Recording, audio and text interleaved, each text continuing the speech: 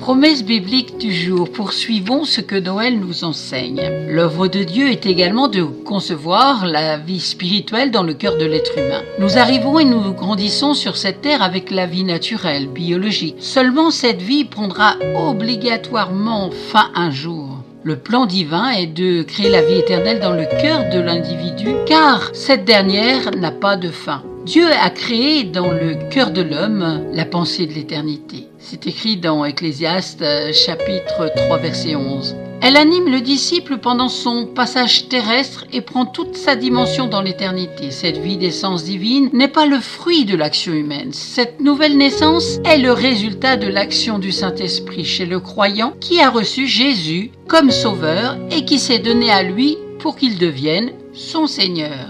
Dans l'évangile de Jean, chapitre 1, versets 12 et 13, « Mais à tous ceux qui l'ont reçu, à ceux qui croient en son nom, elle a donné le pouvoir de devenir enfants de Dieu, lesquels sont nés non du sang, ni de la volonté de la chair, ni de la volonté de l'homme, mais de Dieu. » Lisons dans Jean, chapitre 3, versets 3 à 6. Jésus répondit, « En vérité, je te le dis, si un homme ne naît d'eau et d'esprit, il ne peut entrer dans le royaume de Dieu. Ce qui est né de la chair est chair, et ce qui est né de l'esprit est esprit. » L'œuvre glorieuse et surnaturelle de Dieu est de manifester la vie dans un cœur qui est sec, aride, ou qui connaît une forme de mort intérieure. Dans le cœur des croyants, cet état de désespoir et de détresse intérieure paralyse l'expression de la vie divine. Le salut n'est pas perdu, bien sûr. La personne demeure fidèle au Seigneur, elle reste sauvée même si sa foi est en grande difficulté. Mais la volonté du Seigneur est de manifester son triomphe sur cette forme de mort, de sécheresse intérieure et de désert pour recréer la vie par l'Esprit. Cette action s'accompagne de la consolation, de la paix, de l'espoir, de la douce présence divine. Et s'opère alors une véritable résurrection spirituelle. Béni soit Dieu le Père de notre Seigneur Jésus-Christ, le Père des miséricordes et le Dieu de toute consolation qui nous console dans toutes nos afflictions, afin que par la consolation dont nous sommes l'objet de la part de Dieu, nous puissions consoler ceux qui se trouvent dans quelques afflictions. Et pour terminer, dans Jean 14, verset 27, « Je vous laisse ma paix, je vous donne ma paix, je ne donne pas comme le monde donne, que votre cœur ne se trouble point et ne s'alarme point. » Amen. Si vous ne possédez pas de Bible, n'hésitez pas à me contacter, je vous en offrirai une gratuitement. Soyez bénis, à très bientôt.